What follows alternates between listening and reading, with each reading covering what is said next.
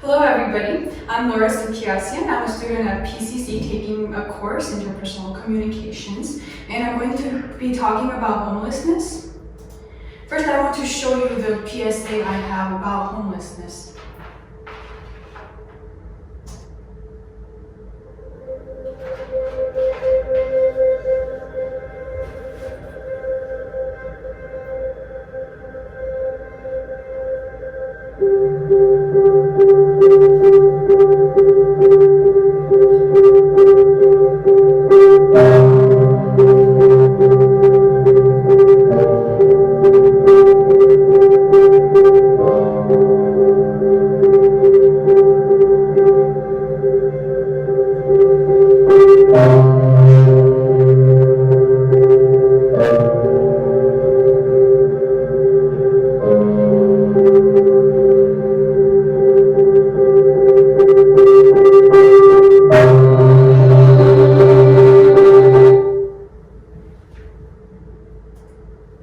Well, my thesis statement is that some of the leading causes of homelessness in the United States are the lack of affordable housing and domestic violence. In 2012, HUD, which is the Department of Housing and Urban Development of the United States, classified 10.3 million renters as extremely low income, and out of those, 5.8 million people were actually able to receive affordable housing. And furthermore, 75% of those people pay more than half of their income for rent and utilities, leaving nothing else almost for food and other needs.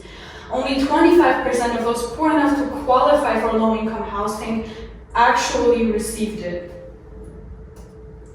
And furthermore, domestic violence, particularly for women and their children, is a leading cause of homelessness. Many victims flee their abusive partners to often be confounded by economic instability, and a lot of times this is actually caused by the abuser themselves, leading to homelessness. 38% of all victims of domestic violence become homeless at some point in their lives.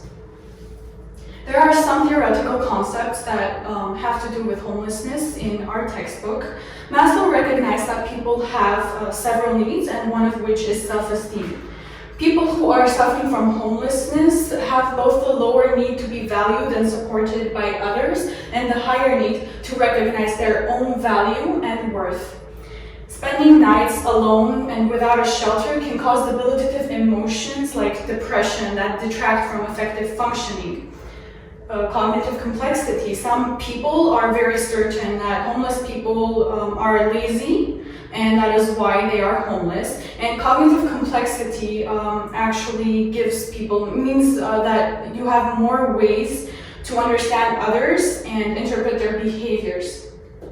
Sympathy is being compassionate towards someone. It's feeling bad for someone who is homeless. While empathy is more profound than that, it is understanding exactly how they're feeling and understanding their point of view of homelessness. Social comparison is, a lot of times people engage in social comparison with homeless people, that they are better off financially because they are smarter or harder working, and homeless people are inferior because they're lazy.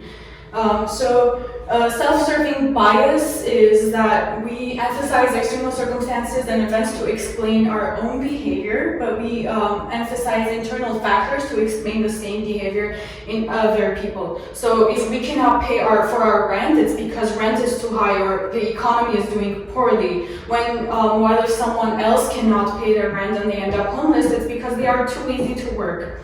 And gives categories of defensiveness. Well, they're quite simple. It is to be more empathetic towards people, to treat people with respect as equals, and to be more provisional. So if you leave room to be wrong, so if facts prove you wrong, that, like, for example, people aren't homeless because they're lazy, it's to accept that you are wrong.